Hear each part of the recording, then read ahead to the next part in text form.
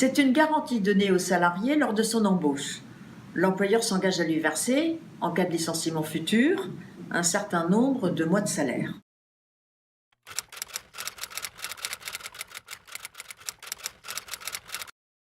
Plus que jamais, puisque la relation entre employeur et salarié est totalement transformée. Auparavant, le salarié savait que s'il quittait son précédent emploi et s'il était licencié par le nouvel employeur, il avait la possibilité d'obtenir du Conseil des prud'hommes des indemnités appropriées à son véritable préjudice. À présent, il sait qu'il peut être licencié à tout moment, même de façon abusive, et avec des indemnités dérisoires.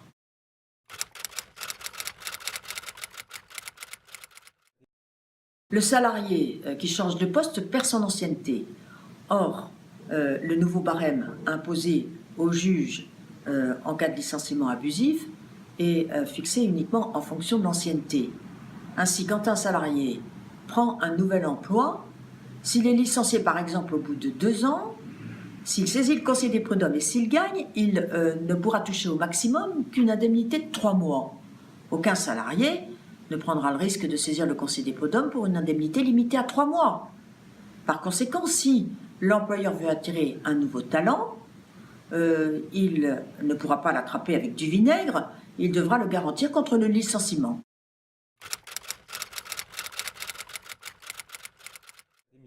C'est généralement au moment de l'embauche.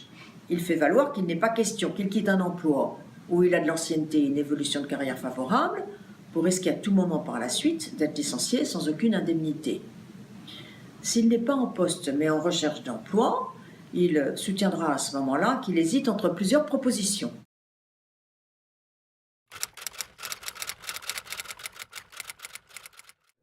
Bien sûr, mais il faudra qu'il ait une raison.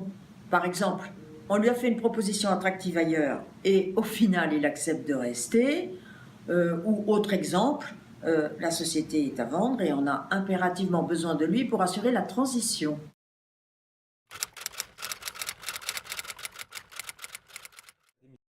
Non, généralement elle est exclue en cas de licenciement pour faute grave ou lourde.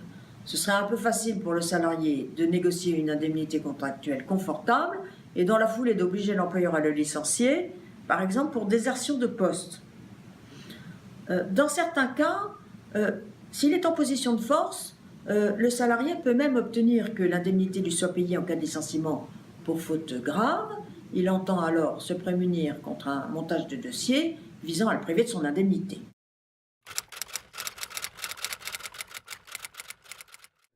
Oui, c'est rare mais cela arrive. Par exemple, pour le salarié qui est embauché pour exécuter une mission spécifique et donc pour une durée limitée et qui craint qu'on ne lui propose rien d'intéressant après. Si c'est prévu ainsi, il pourra partir de lui-même en empochant l'indemnité contractuelle. Toutefois, ce sera alors plutôt une rupture conventionnelle qui sera prévue puisqu'elle permettra au salarié de toucher les indemnités Pôle emploi et également d'exonérer fiscalement tout ou partie de son indemnité contractuelle de licenciement. Malheureusement, oui. Alors que dans les autres pays, l'indemnité contractuelle est respectée, en France, l'employeur peut refuser de la payer en soutenant qu'elle est excessive.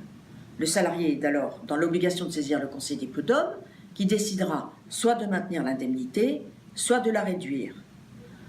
Le salarié touchera donc l'indemnité contractuelle avec beaucoup de retard après le tracas d'une procédure judiciaire. Il faut prendre le soin de préciser dans le contrat de travail ou dans l'avenant au contrat de travail qui accorde l'indemnité les raisons de cette dernière. Par exemple, le fait de quitter son précédent employeur en abandonnant son bonus de l'année ou des stock options. Une très bonne façon de sécuriser l'indemnité contractuelle est de lui faire prendre la forme d'une reprise d'ancienneté acquise chez le précédent employeur.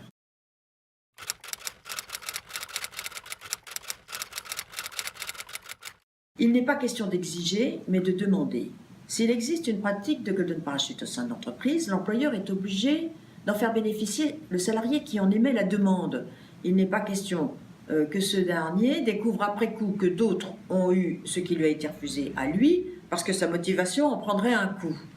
En revanche, si l'employeur affirme que personne au sein de l'entreprise ne bénéficie d'une indemnité contractuelle, le salarié l'acceptera avec bonne humeur. Il est forcément variable en fonction du rapport de force. Le minimum est généralement de 6 mois et le maximum peut atteindre plusieurs années de salaire. Par exemple, pour un cadre qui apporte une compétence très spécifique, mais qui est âgé et qui sait que s'il est licencié, il aura beaucoup de difficultés à retrouver un autre poste.